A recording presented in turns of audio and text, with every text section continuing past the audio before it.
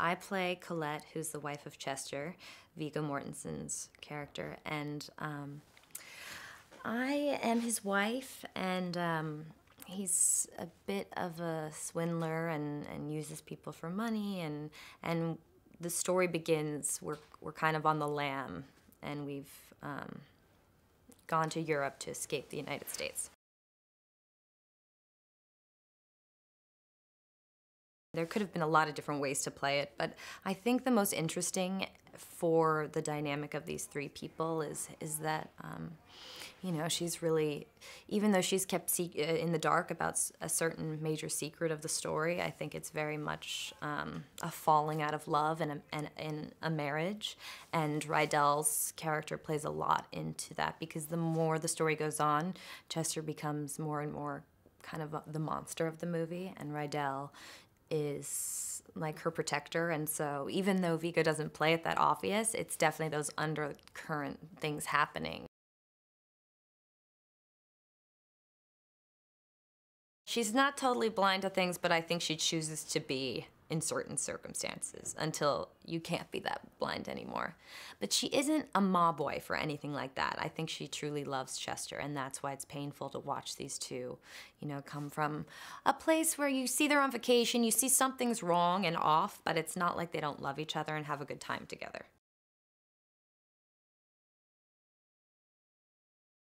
Rydal, to me, is always in this film my protector and who cares about me, and meanwhile my husband is becoming less and less that to me. So the circumstances are drawing me more and more to Rydal, even though I think that Colette is in love with her husband.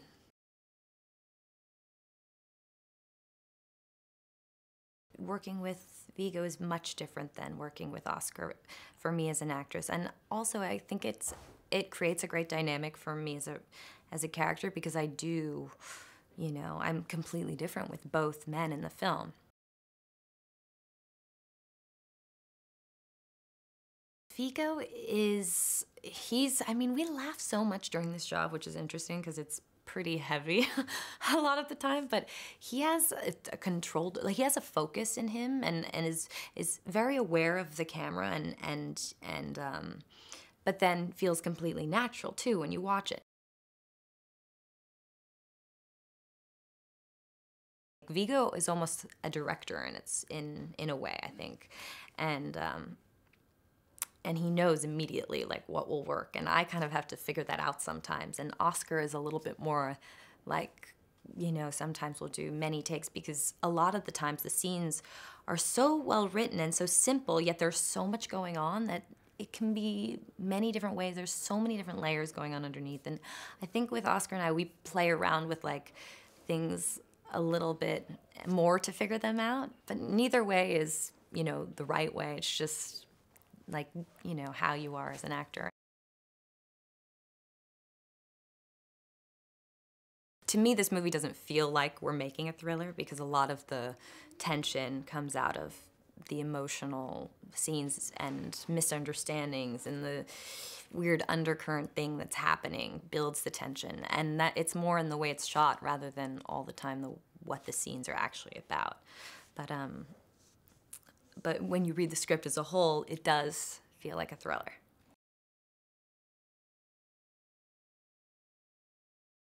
I read the script, you know, I got it from my agent, and I think that Haas really wasn't sure if he wanted to go younger, or what his, you know, what he wanted for Colette, really, because there's a lot of different interpretations of, you know, having, you know, more innocent girl playing the role, or, you know, somebody who was, it was a more, because in the book she was a very, like sexualized, very, like she'd always be in Rydal's room on the bed, you know what I mean? So it was a very different approach. So I wasn't sure like what direction, I think, and I read the script and I fell in love with the story, really. It wasn't, you know, oh, I need to play this part. I was like, oh, I want to help tell this story. And I loved this. It was so well written and like a proper film. There's not many scripts that you just read and it's just like, that's a movie. And I want to see that movie. I think, for a film to work and for women to like the film too, it's not as interesting if you don't have a strong female in there, whether you like her or not, or like the things she does or you don't. You don't want someone that doesn't have any, that you don't feel sorry for as well.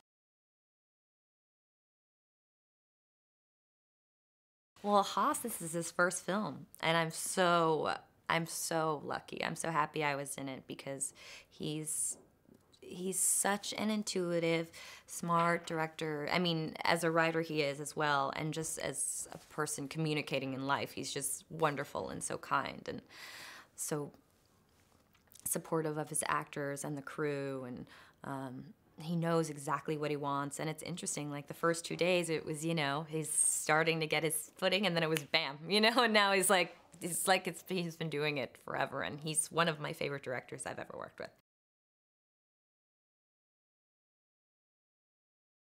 He knows the story better than anyone, but he also loves what his actors bring to it, and that's, I think, where you get the best performances, when you love your actors, you let them do what you want, you're supportive, and you bring them ideas, and what's good about Haas, he communicates that in just a few words.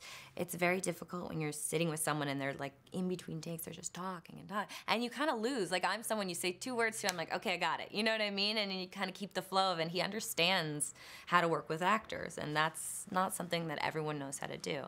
And also, as a writer, he knows how to let go of not being precious about exactly what's in the script, and knowing that once you start filming, it's going to take on a different life. It was incredible to be able to shoot in the places that we did without, being able to walk around in them, because you're not allowed to do that anymore.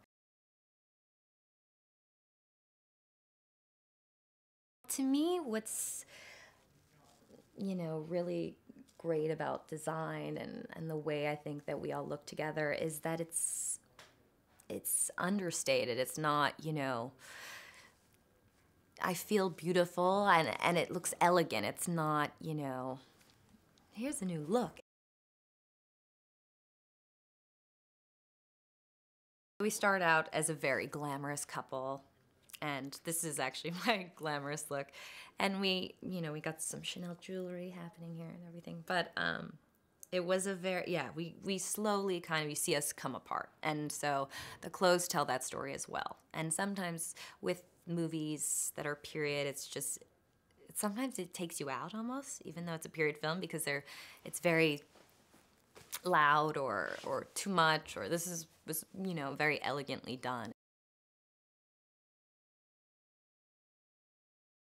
I've had a really great relationship with Viggo and Oscar, so I hope that, and I think it will, usually those relationships transcend to the screen, and I think that and I think our acting melds well together, I hope, and it feels like it does, and I think that hopefully the story, which is the most important thing, we've told it in a way that will be interesting and dynamic for the people that watch it.